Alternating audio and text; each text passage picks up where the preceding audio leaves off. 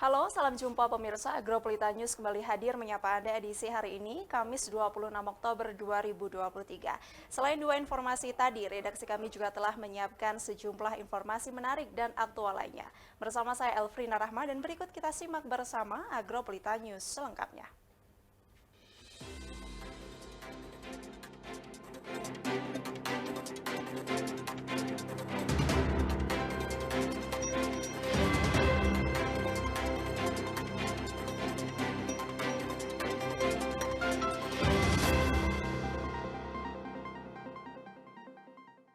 Dan pemirsa mengawali Agropelita News hari ini dan berikut kami rangkum berita seputar Malang Raya dalam News 60 Detik.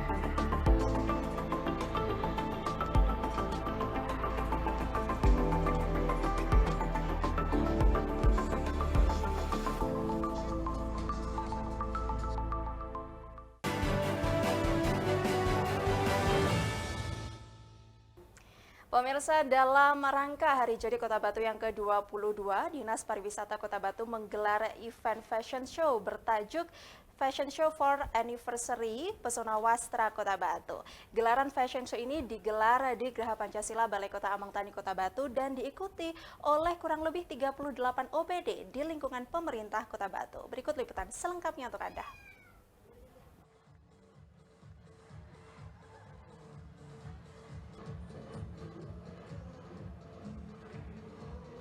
Masih dalam peringatan Hari Jadi Kota Batu yang ke-22, pemerintah Kota Batu tak henti-hentinya menyelenggarakan berbagai event menarik selama bulan Oktober penuh. Salah satunya adalah event di bidang fashion atau modeling, yakni Fashion for Anniversary Pesona Wastra Kota Batu. Kegiatan yang diinisiasi oleh Dinas Pariwisata Kota Batu ini diikuti oleh 38 perwakilan dari masing-masing OPD di lingkungan pemerintah Kota Batu dengan mengangkat tema Pesona Wastra Kota Batu. Kostum yang dikenakan para peserta fashion merupakan hasil karya pengrajin batik dari paguyuban kriya yang ada di Kota Batu. Beberapa koleksi model batik yang ditampilkan juga sangat beragam, mulai dari casual dress, eco print, hingga outfit unik lainnya yang tentunya tak lepas dari sentuhan wastra Kota Batu. Para peserta tampak berlenggak-lenggok dengan penuh percaya diri di atas catwalk dan memamerkan corak batik yang dikenakan. Tak sedikit pula yang memberikan dukungan semangat untuk para peserta. Ini batik jumputan, ya kan ada ekoprint, ada jumputan, dan ada tulis gitu kan. Kalau kami mewakili yang jumputan dari Sekar Tanjung, jadi dia mewakili kayak Dinas Kominfo Kota Batu. Jadi kan ciri khasnya kayak medsos gitu ya. Jadi kan kebetulan partner saya juga kameramennya gitu. Jadi pas banget gitu. Ya sekarang itu kan wasra itu kan nggak buat kayak kondangan aja, kan ini bisa buat kayak jalan-jalan ke pantai pun juga bagus, kayak jalan-jalan ke tempat-tempat yang sekarang lagi ikonik pun juga bagus gitu loh sekarang tuh. Karena sekarang modelnya kan beragam macam gitu loh. Kualitasnya juga nggak kalah. Nah, ya. Kalau dipakai sehari-hari juga bagus juga. Cintai produk batik Kota Batu. Salah satu peserta fashion dari Dinas Komunikasi dan Informatika Kota Batu mengenakan karya batik jumputan Kembang Tanjung, di mana batik ini diproduksi oleh UMKM batik yang ada di Kelurahan Ngaglik, Kota Batu. Memiliki corak yang simpel namun elegan. Batik ini tampak mewah dan modern. Menariknya, peserta fashion dari Dinas Kominfo ini juga membawa properti kamera yang sudah menjadi ciri khas dari Dinas Kominfo Kota Batu. Besar harapan kegiatan seperti ini bisa rutin digelar agar penggiat wasra di Kota Batu tetap semangat dan terus berkarya serta dapat memperluas pangsa pasarnya baik di tingkat lokal, nasional maupun internasional. Dari Kota Batu, Violan Ikwanda, ATV melaporkan. Pemirsa, pemerintah Kota Batu bersama dengan Dinas Kesehatan Kota Batu menggelar aksi kampanye bergizi di Museum Tubuh Jatim Park 1.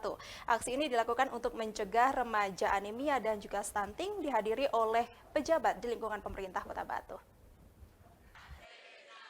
Sekali lagi, KUD. Oke, itu tadi. Pemerintah Kota Batu bersama Dinas Kesehatan Kota Batu menggelar kampanye aksi bergizi di Museum Tubuh Jatim Park 1.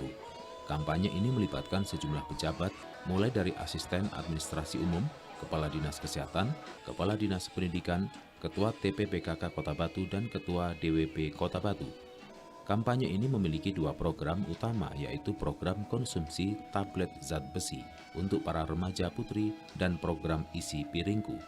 Dalam pelaksanaannya, kampanye ini dimulai dengan pemencetan tombol sirine yang dilakukan oleh asisten administrasi umum Abdillah Alkaf yang dimana mewakili kehadiran PJ Wali Kota Batu. Selanjutnya bersama-sama dilakukan dengan para pelajar putri melakukan aksi minum tablet zat besi secara serentak. Tak hanya itu, program isi piringku ini menekankan konsep konsumsi makanan seimbang yang meliputi karbohidrat, protein, mineral, dan vitamin. Dengan rincian 50% porsi makanan dalam satu piring harus berisi sayur dan buah, sedangkan sisanya adalah karbohidrat dan protein. Tablet zat besi juga diperlukan untuk mengatasi anemia pada remaja putri, terutama yang sedang mengalami menstruasi. Anemia terjadi karena kekurangan sel darah merah yang diperparah oleh gizi yang tidak seimbang.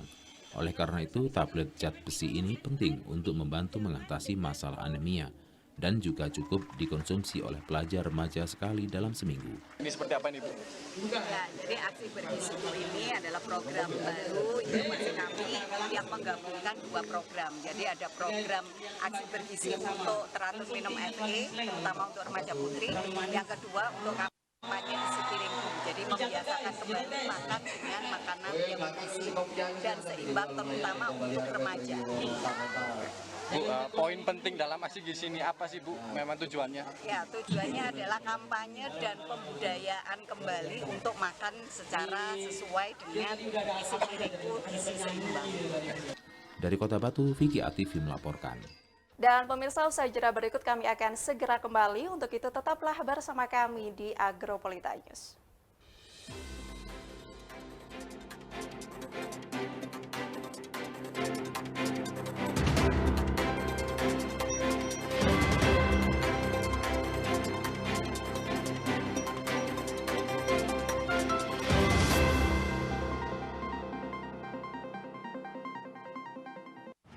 Datang dan meriahkan acara Kominfo Fair 2023 dengan rangkaian acara sebagai berikut.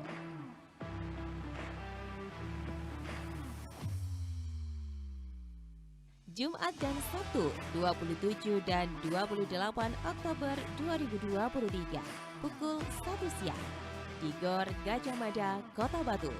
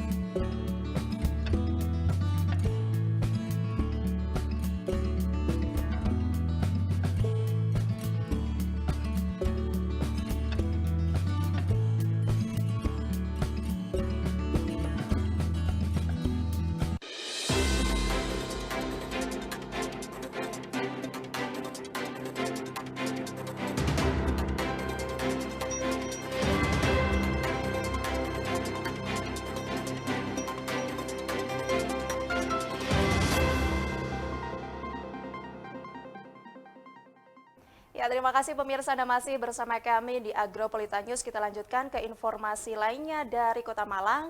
Dinas Lingkungan Hidup Kota Malang saat ini tengah mengalami dua kendala, yaitu yang pertama adalah tentang dana operasional dan kedua yaitu tentang menumpuknya sampah di Kota Malang. Berikut liputan selengkapnya untuk Anda.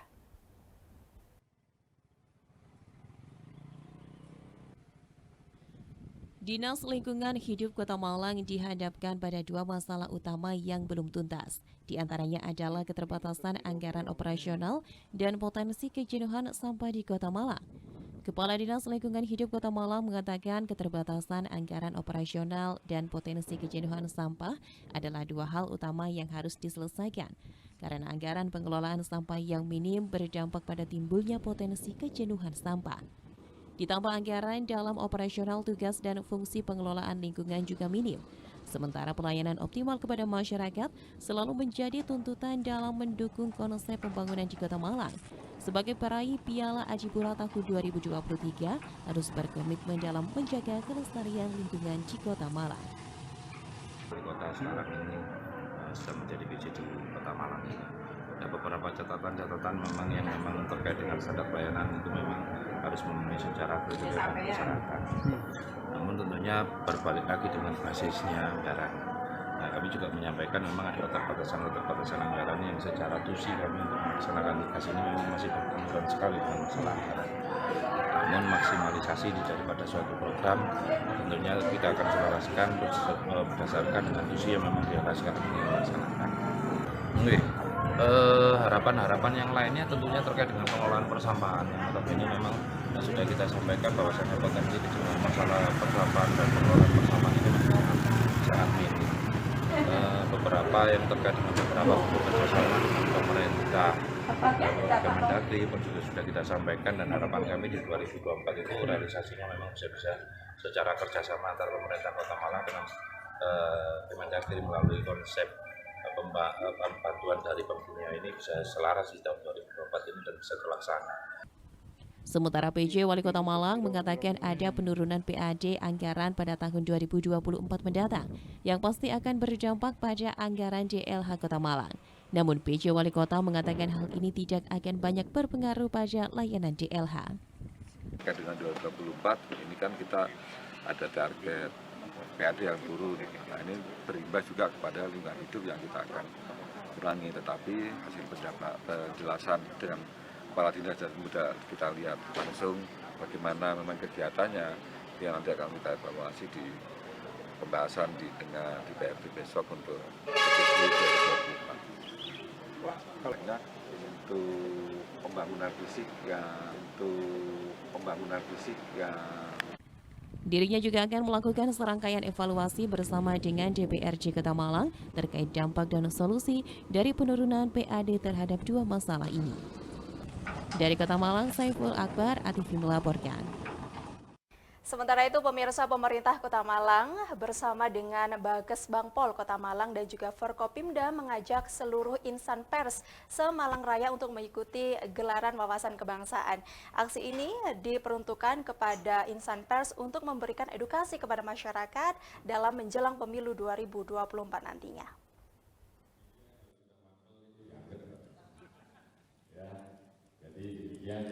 Pemerintah Kota Malang melalui Badan Kesatuan Bangsa dan Politik Bages Bangpol Kota Malang menggelar wawasan kebangsaan bersama Forkopimda dan Insan Pers Kota Malang yang tergabung dalam 4 organisasi profesi, Persatuan Wartawan Indonesia PWI, Pewarta Foto Indonesia PFI, Ikatan Jurnalis Televisi Indonesia IJTI, dan Aliansi Jurnalis Independen AJI. Dalam kegiatan ini lebih ditekankan peran media untuk menepis berita hoaks dan ikut serta meliterasi masyarakat berdemokrasi terlebih jelang pemilu 2024. Ada 4 pembicara sekaligus yang dihadirkan dalam dialog kebangsaan ini, yaitu PJ Wali Kota Malang Dr. Insinyur Wahyu Hidayat, Ketua DPRD Kota Malang Imade Riandiana Kartika, Kapolresta Malang Kota Kombes Pol Budi Hermanto SIK MSI, serta Dandim 0833 Kota Malang Letkol Kav Heru Wibowo Sofa SHMH. Kepala Badan Kesatuan Bangsa dan Politik Bakus Bangpol Kota Malang Dr. Andes Rinawati MM dalam sambutannya menyampaikan guna membangun keharmonisan dalam perbedaan perlu dilakukan penguatan nilai-nilai kebangsaan secara terus-menerus oleh seluruh elemen masyarakat termasuk insan pers yang merupakan media informasi, pendidikan, hiburan serta kontrol sosial. Karena itu tujuan dari acara ini adalah mengoptimalkan peran pers dalam penguatan nilai-nilai kebangsaan yang bersumber dari 4 konsensus dasar berbangsa dan bernegara. Pada kesempatan ini, pertama Ketua DPRD Kota Malang, Imade Riandiana Kartika, meminta kepada Forkopimda untuk bersama-sama mitra pers membangun Kota Malang. Pemerintah wajib proaktif di tengah hiruk-pikuk arus informasi dengan memberikan pemahaman edukatif yang informatif terhadap berita yang beredar. Apalagi di Kota Malang dengan karakter urban dan banyaknya institusi pendidikan dan masyarakat yang terdidik. Pers tentunya akan selalu aktif menjadi fungsi kontrol pemerintah jika pemerintah baik eksekutif ataupun legislatif lamban merespon keluhan. Sementara PJ Wali Kota Malang Wahyu Hidayat mengajak insan pers untuk bisa terus mensukseskan pembangunan di Kota Malang. Wahyu mengatakan bahwa sebagai PJ Wali Kota Malang, ia mendapatkan instruksi khusus dari Presiden, Menteri Dalam Negeri, Mendagri, dan Gubernur Jawa Timur, yakni untuk mengawal 4 hal yang meliputi pengendalian inflasi, menurunkan angka stunting, kemiskinan ekstrim, dan pelayanan publik. Wahyu juga mengapresiasi kegiatan seperti ini sebab dirinya bisa mendapat kesempatan untuk dapat berinteraksi dengan insan pers yang bertugas di Kota Malang. Terlebih dirinya berharap agar interaksi yang sudah terjalin bisa dilanjutkan dengan pola komunikasi yang baik. Apalagi insan pers merupakan bagian dari hexahelix yang juga diperlukan dalam penguatan wawasan kebangsaan. Terlebih agar informasi yang disampaikan bisa diterima lebih mudah oleh masyarakat. Sebab saat ini dengan bertumbuhnya teknologi, tidak semua informasi yang beredar di masyarakat itu sesuai dengan kebenaran. Hal tersebut juga diperparah dengan lemahnya masyarakat akan literasi dalam bermedia sosial. Di sisi lain, Kapolresta Malang Kota Kombes Pol Budi Hermanto SIK MSI mengajak insan pers yang selama ini menjadi mitra kerja dan berperan sebagai kontrol melalui karya jurnalistik bisa mengcounter berita-berita hoax yang berkembang di media sosial. Terlebih di tahun politik saat ini luar biasa penyebaran berita hoax sering terjadi di media sosial dan mempengaruhi pola pikir masyarakat. Bebasnya akses dalam membuat akun media sosial membuat banyak orang yang tidak bertanggung jawab menciptakan akun-akun palsu yang kemudian digunakan untuk menyebarkan berita hoax ke masyarakat. Hal inilah yang menjadi tugas insan pers untuk menyuguhkan berita yang benar sebagai pengimbangan. Sementara itu, Dandim 0833 Kota Malang, Letkol Kav Heru Wibowo Sofa SHM Han menghimbau untuk sama-sama menghargai lagu Indonesia Raya ketika diperdengarkan di berbagai acara sebagai implementasi dasar wawasan kebangsaan. Pasalnya menurut Dandim, mendengarkan lagu Indonesia Raya merupakan implementasi yang paling mendasar terkait wawasan kebangsaan. Mewakili insan pers, Ketua PWI Malang Raya Insinyur Cahyono mengucapkan terima kasih kepada pemerintah Kota Malang melalui Badan Kesatuan Bangsa dan Politik Kota Malang yang menggelar wawasan kebangsaan bersama Forkopimda dan insan pers Kota Malang. Cahyono meminta Forkopimda untuk merangkul insan pers, wartawan untuk bersama-sama membangun Kota Malang. Dari Kota Malang, Saiful Akbar, ATV melaporkan. Usai jeda berikut kami akan segera kembali. Untuk itu tetaplah bersama kami di Agropolita News.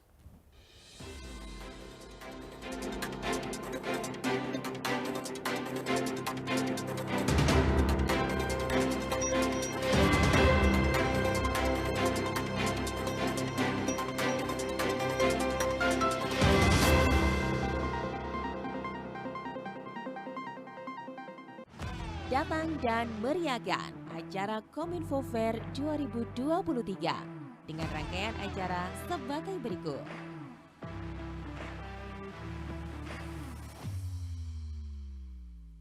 Jumat dan Sabtu 27 dan 28 Oktober 2023 pukul 1 siang di Gor Gajah Mada, Kota Batu.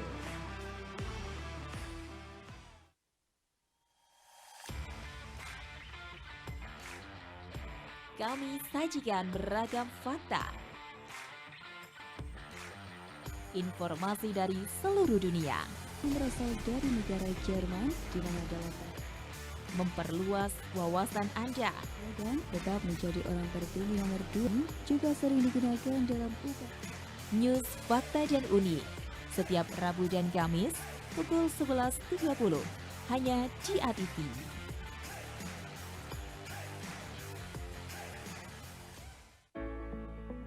Beragam informasi mengenai pendidikan, agribisnis, ekonomi, dan lainnya akan dibahas tuntas dalam Dialog Siang. Setiap hari Rabu, Kamis, dan Jumat, jam 1 siang, hanya di ATV.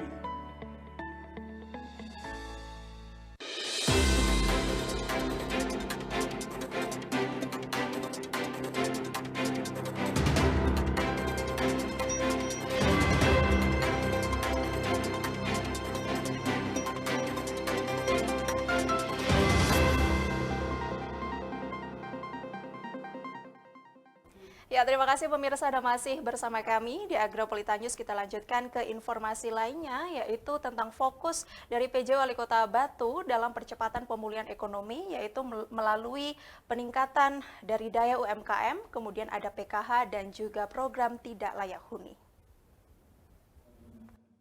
Selain itu, untuk penentuan tema dan prioritas pembangunan daerah harus diselaraskan. PJ Wali Kota Batu Aris Agung Payawai menyampaikan bahwa UMKM memiliki peranan penting dalam mendorong pertumbuhan perekonomian baik nasional maupun daerah.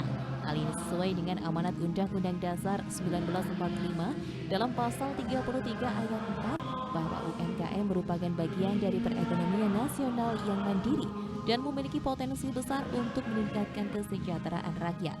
Demikian halnya di Kota Batu, bidang UMKM menjadi salah satu pilar utama dalam mendorong pertumbuhan perekonomian selain bidang pariwisata dan pertanian. Berdasarkan data jumlah UMKM sampai saat ini sebanyak 25.524 pelaku usaha. Dari jumlah tersebut mengacu pada data BPL, sektor UMKM memberikan kontribusi PDRB Kota Batu tahun 2022 sebesar lebih dari 50,61% yang bersumber dari komponen industri pengolahan, perdagangan besar dan eceran, reparasi mobil dan sepeda motor, serta penyediaan akomodasi dan makan minum.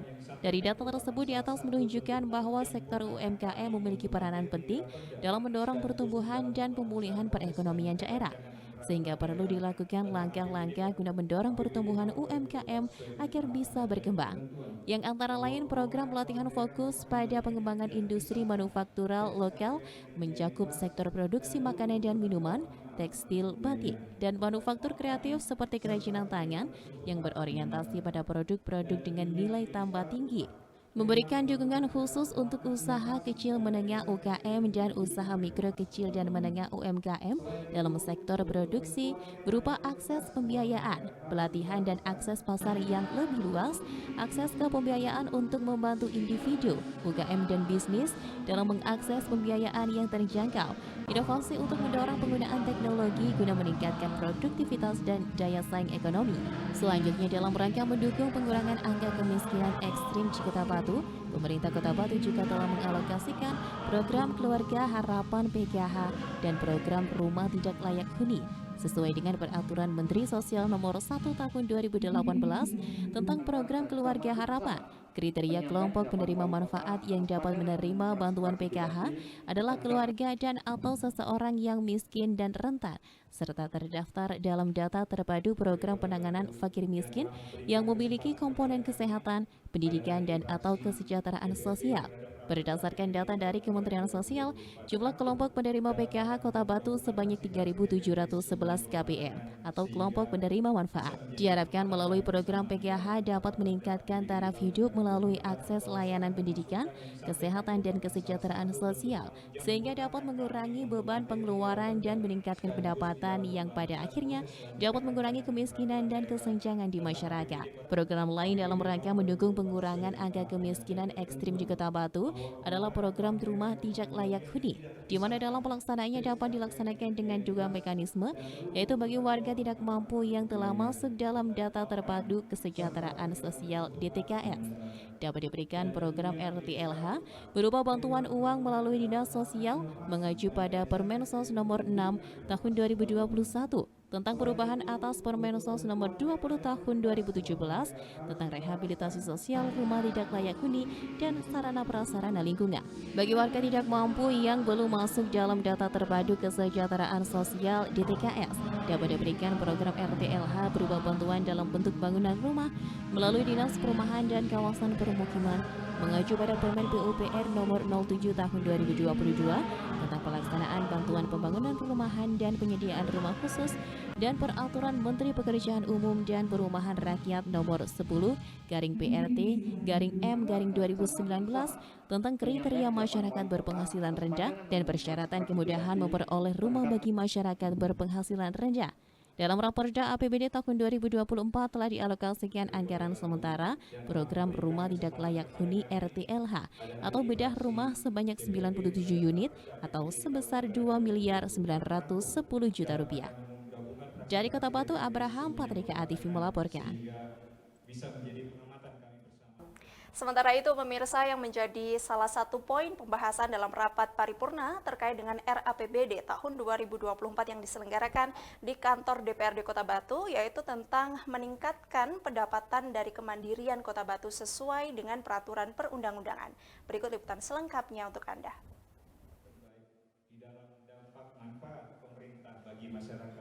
Dalam sambutannya, PJ Wali Kota Batu menyampaikan bahwa kemandirian keuangan daerah diukur dari persentase PAD terhadap total pendapatan daerah. Saat ini kontribusi PAD terhadap total pendapatan mencapai 27,1%. Angka terus menunjukkan kenaikan setiap tahunnya dalam rangka menuju kemandirian daerah.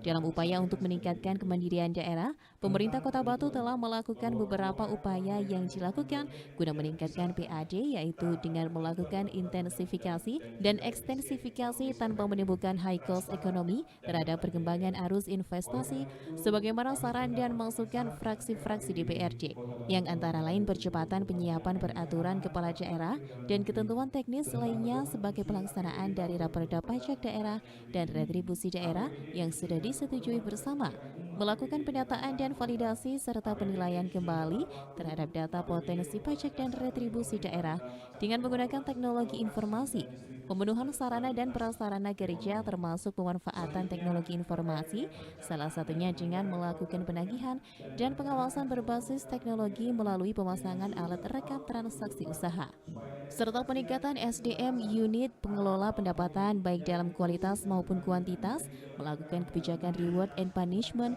kepada wajib pajak dan retribusi serta petugas pemungut, meningkatkan pengawasan dan penyuluhan terhadap wajib pajak dan retribusi dengan pendekatan humanis, mempermudah mekanisme pembayaran non-tunai diarahkan melalui virtual account dan QRIS serta kanal pembayaran digital lainnya, dan juga melakukan kerjasama dengan pihak ketiga dalam pengelolaan retribusi sesuai ketentuan, mengoptimalkan kinerja bisnis BUMD yang berdampak terhadap PAD, pemanfaatan aset daerah untuk meningkatkan PAD dan memberikan kemudahan dalam proses perizinan dengan mengintegrasikan seluruh komponen perizinan pada mall pelayanan publik dan didukung optimalisasi penggunaan sistem pelayanan online single submission OSS dan aplikasi Si Cantik.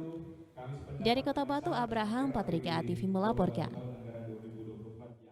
Pemirsa, jangan beranjak dulu dari tempat duduk Anda karena usai jeda berikut kami akan segera kembali. Untuk itu tetaplah di Agropolita News.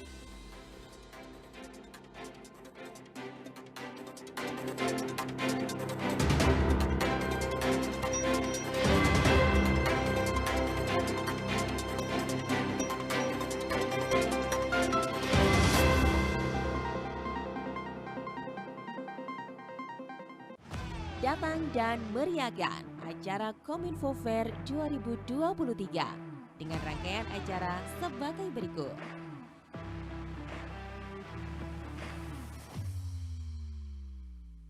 Jumat dan Sabtu 27 dan 28 Oktober 2023 pukul 1 siang di Gor Gajah Mada, Kota Batu.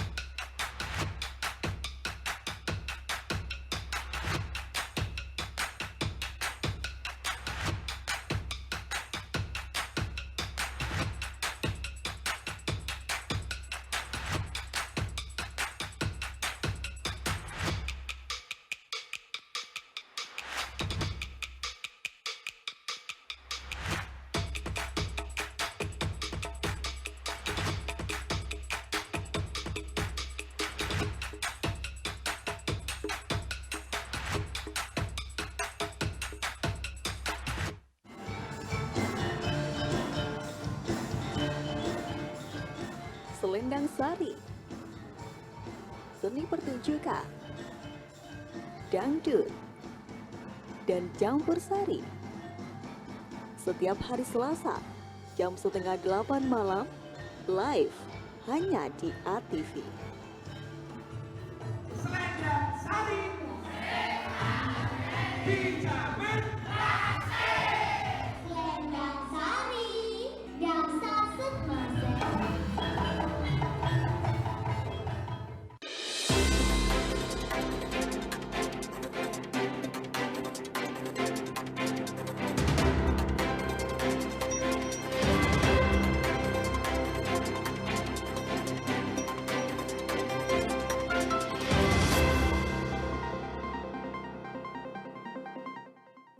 Ya, terima kasih pemirsa Anda masih bersama kami di Agropolita News. Segmen ini kita akan mengupas mengenai pasar tradisional yang masih aktif, yaitu Pasar Landung Sari yang memiliki dampak yang positif terhadap perekonomian masyarakat. Berikut liputan selengkapnya untuk Anda.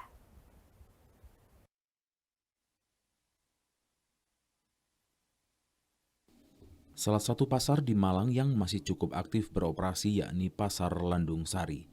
Pasar Landung Sari berlokasi di Kecamatan Dau, tepatnya di Jalan Tirto Rahayu nomor 72, Desa Landung Sari, Malang. Pasar ini dibangun di atas 7.950 meter persegi.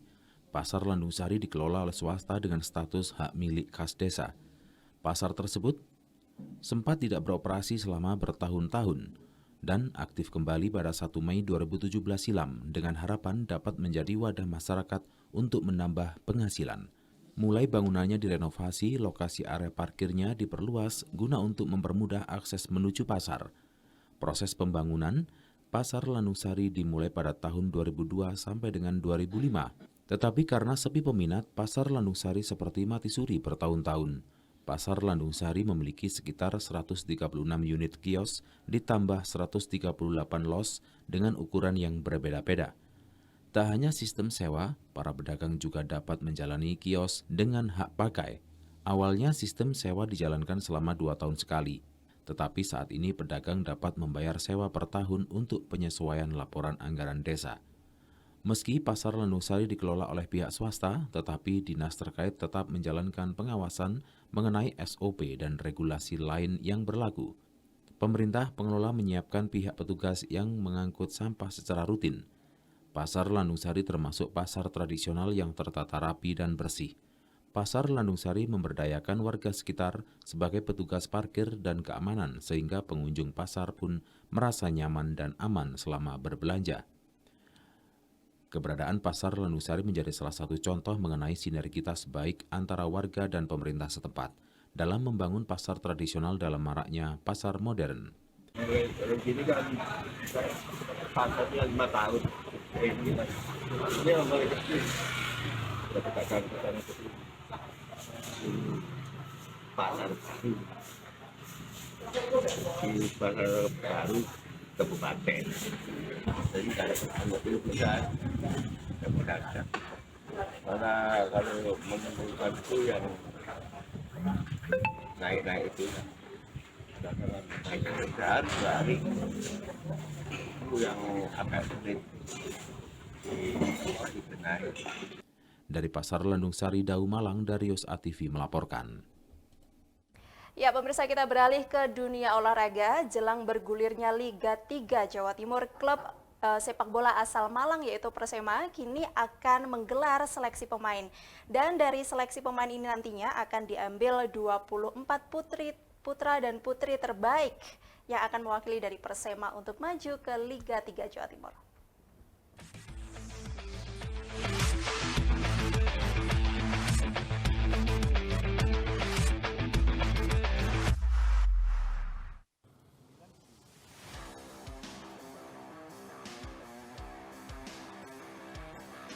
Jelang bergulirnya Liga 3 Jawa Timur, klub asal Kota Malang Persema menggelar seleksi pemain. Dari seleksi ini nantinya akan diambil 24 pemain terbaik. Seleksi tim berjuluk Bledek Biru ini sendiri dilaksanakan di lapangan Paskas Abdul Rahman Saleh, Pakis, Kabupaten Malang, mulai Rabu 25 Oktober 2023 hingga hari Minggu 29 Oktober 2023. Tidak kurang dari 41 pemain mengikuti seleksi pada hari pertama ini. Diperkirakan jumlah akan terus bertambah pada hari seleksi lain ke depan. Menurut pelatih Persema Malang, Dwi Karyawanto, seleksi kali ini digelar demi Persema bisa mendapatkan kerangka skuad yang akan diturunkan di Liga 3 Regional Jatim 2023.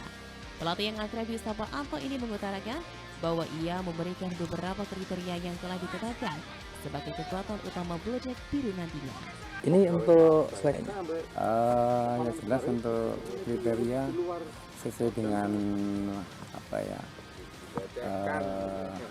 skill individu pemain ya, yang jelas sesuai nanti yang kita butuhkan untuk kriteria pemain lah, terutama skill individunya.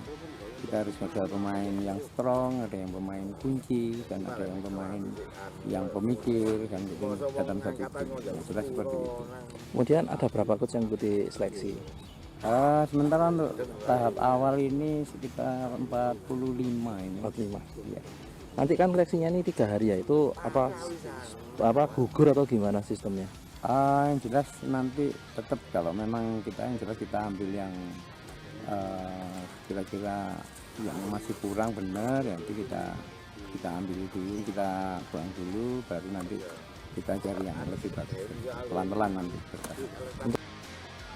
Dwi berharap seleksi akan diikuti lebih banyak lagi pemain dengan kualitas yang baik, sehingga waktu persiapan tim sekitar 1 bulan yang ada sebelum Liga 3 dimulai pada Desember nanti akan bisa lebih efektif. Dari Kabupaten Malang, Dion Arista, News Sport ATV melaporkan.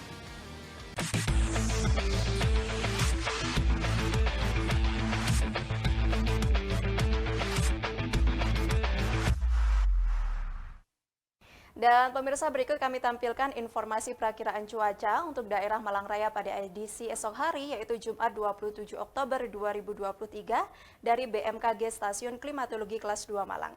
Dan informasi ini sekaligus menutup perjumpaan kita pada Agropelita News edisi hari ini. Mewakili seluruh kerabat kerja yang bertugas, saya Elfrina Rahma mengucapkan terima kasih atas kebersamaan Anda dan sampai jumpa.